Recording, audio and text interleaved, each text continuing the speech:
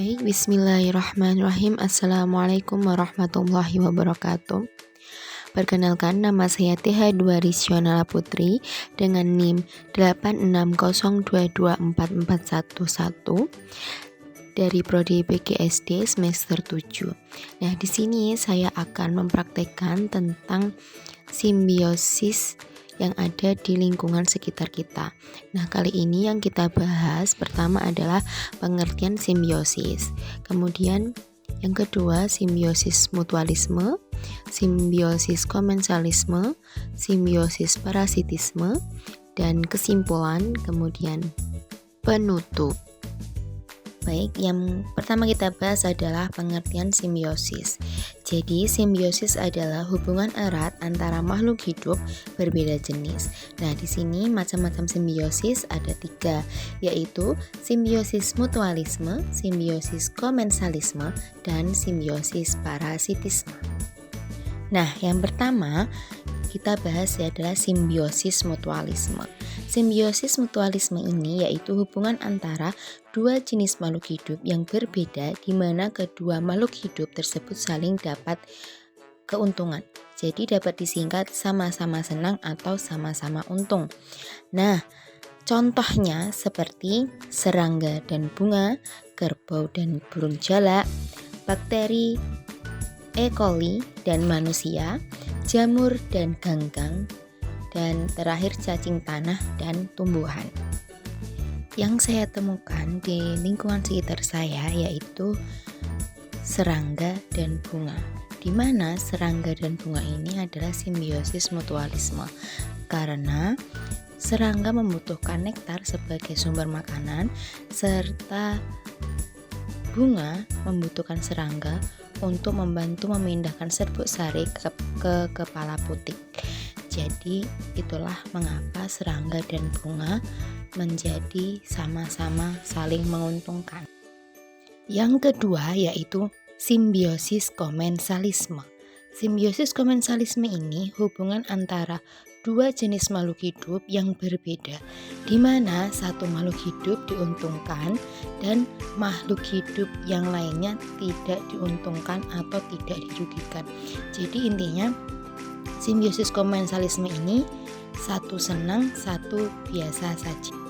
Contohnya seperti anggrek dan tumbuhan lain, ikan hiu dan ikan remora, anemon laut dan ikan badut. Nah, di lingkungan saya menemukan dua yaitu tanduk rusa dan anggrek. Mengapa tanduk rusa dan anggrek ini termasuk simbiosis komensalisme?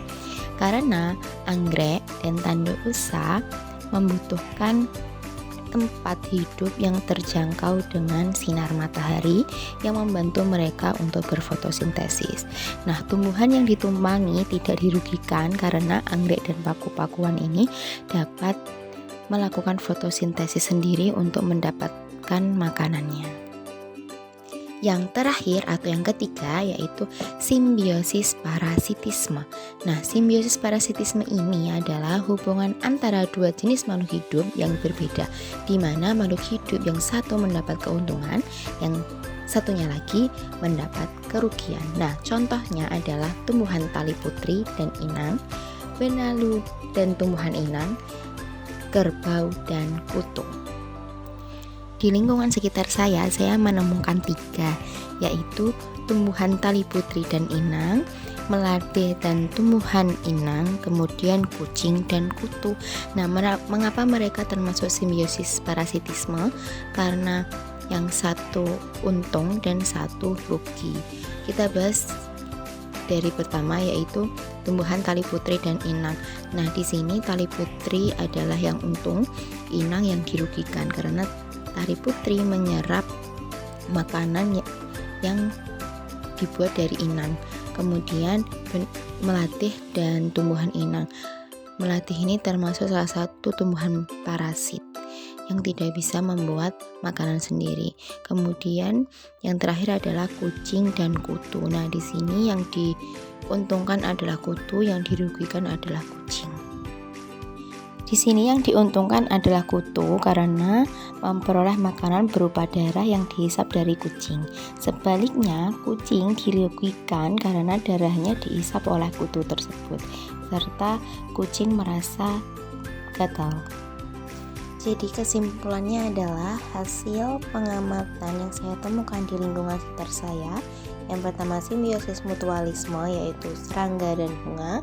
Kedua, simbiosis komensalisme, tanduk rusa dan anggrek. Ketiga adalah simbiosis parasitisme, tali putri dan inang, melati dan inang. Terakhir, kucing dan kutu. Mungkin cukup sekian dari saya.